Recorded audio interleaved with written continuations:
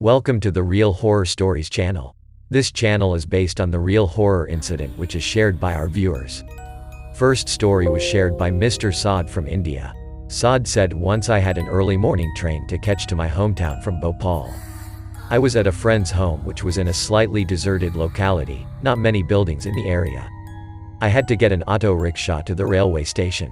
So, me and my friend decided to walk to the main highway road which was around 2 to 3 kilometers from his place. We left at around 3 a.m. It was still dark. After walking about 1.5 to 2 kilometers, still around 1 kilometer left for the highway. There was a T-junction, i.e., we had to continue walking on the same street, but there was another minor road on the right connecting to the road we were on. Before even reaching the junction, we noticed some fog over that minor street, which was weird because it was concentrated only over a small area, and this was the month of August when usually do not have any fog. We both noticed it but continued walking. After a few moments, when we reached exactly at the junction, we both looked to the right. We both just froze there for a few moments and kept looking in the same direction without saying a word. I thought it's just an illusion, so I looked towards my friend who was also flabbergasted. We both finally spoke and confirmed that we saw the exact same thing, which was that there was a very small temple at the dead end of that street, and there was a person, probably a woman, in white clothes doing some weird actions, like some weird rituals, inside the temple. We couldn't believe what we just saw. Without thinking about it for another second, we started running from the place and stopped only at the highway. Finally, we took a deep breath and gave it a second thought and tried to come up with an explanation. We thought maybe it was just a normal person in the temple, probably a priest. But again, who goes to the temple at 3:30 a.m. even before sunrise? And what about that weird fog? But again, a ghost or a witch can never visit a temple, right? Anyway, after waiting for some time, I had to leave, but my friend stayed there until sunrise and then took an auto rickshaw to his home. But after a few days, we happened to cross the same street. I was bright daytime and we were on a motorcycle. The temple was actually present there. It was really small, just enough for a person to stand inside. But the interesting part is that a really old man was painting it from outside.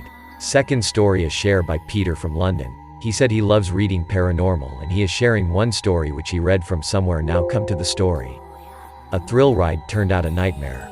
I am an ardent lover of horror ever since my childhood, but I always believed these experiences were more an exaggeration rather an actual depiction of the incident. It is true that people who experience will believe and who don't wait for their turn. I was towards the latter until one such thing happened to me and my way of thinking about it changed. This happened 5 years ago. It was a cold winter night. My brother had to travel by a late-night train to a far-off town.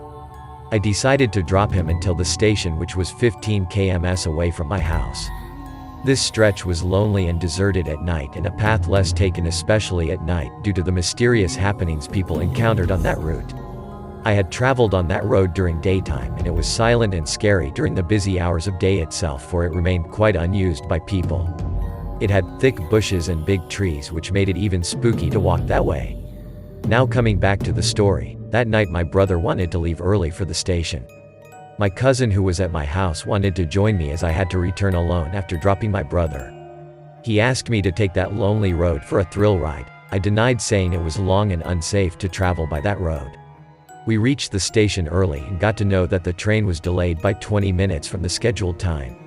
We sat on the platform and talked until the train came, and when the train reached the station, we bid a farewell to my brother, wishing him luck on his work. After he departed, we returned to the parking lot and my cousin asked me to take the lonely road this time. I refused initially and finally agreed after he persuaded that everything would be fine. Now that was a bad idea of choosing that route unaware of what was awaiting us. We started off, and this time my cousin was driving and I sat with a sense of fear. Initially, a quarter of distance did not bother us, but the wind was growing cold and unbearable. I had vague thoughts running in my mind that even as leaves rustled due to wind, I got scared. It was completely dark and silent, only light coming from the Scooty headlight. It was so quiet that I could only hear the sound of Scooty and nothing else. As we kept going, at a point I saw a white human figure suddenly passing next to our vehicle, like a flash of white disappearing as quick as a blink, and I screamed at that sight. My cousin stopped and I was shivering with fear and asked him if he saw a white figure passing by. He calmed me and said he did not see anything. Maybe he was busy driving and did not notice, but I was sure something was wrong and kept thinking why I allowed him to take that road. Third story shared by Isabella from Norway. Isabella said she heard this true paranormal story from her friends. Now come to the story. A mother and her 5-year-old daughter lives in a small wooden house. There is a garden in front of the house and there is an old swing in that. The house is so old that if someone walks on the floor, we could hear squeaking sound of it. The mother has an anxiety disorder since her husband left her. For few weeks, the mother has been hearing some strange sounds like giggling and crying of a girl other than her daughter, but she would ignore all of that. One day, she hears 2 girls laughing and chuckling from a room. As she enters the room, she sees her daughter playing with her dolls, but there was no one else. She exits all confused. At dinner, her mother asks why was she laughing while playing with dolls. Her daughter replies, she was playing with her new friend Mary, but she told her not to tell anything about her to anyone.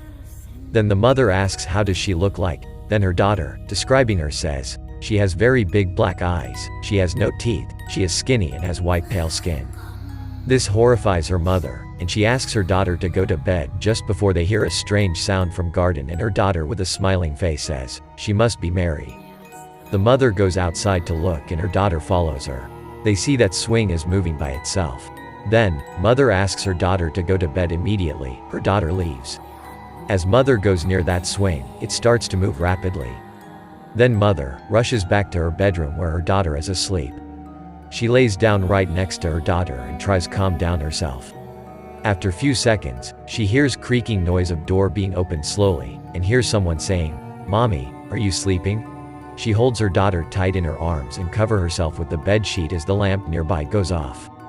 Her heart starts to beat fast as she hears the squeaking sound from the floor coming towards them slowly. She is so scared that she won't even breathe, and then she feels someone's hand right on her face, the bed sheet being pulled down, and she hears, "Mommy," again. She reluctantly opens her eyes only to see her daughters holding her teddy bear. Then to her horror she realizes, the person next to her is not her daughter but Mary. As she looks at Mary, she opens her eyes and says, "Mommy."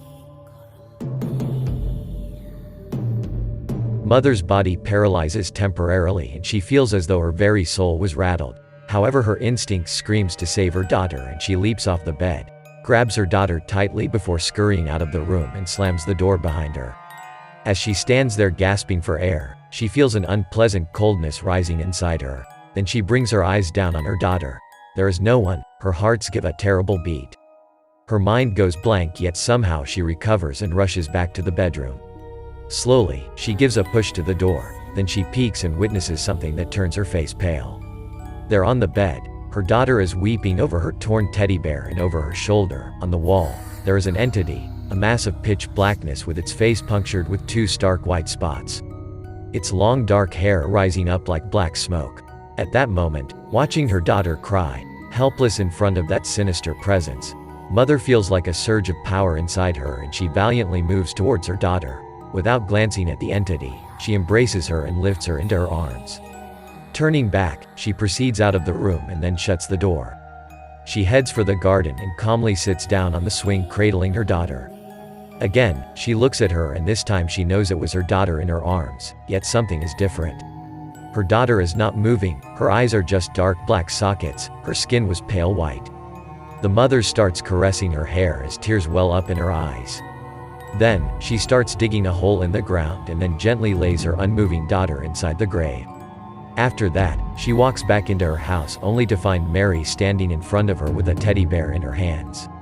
She says, "Mommy," then mother drops on her knees and embraces her, and says,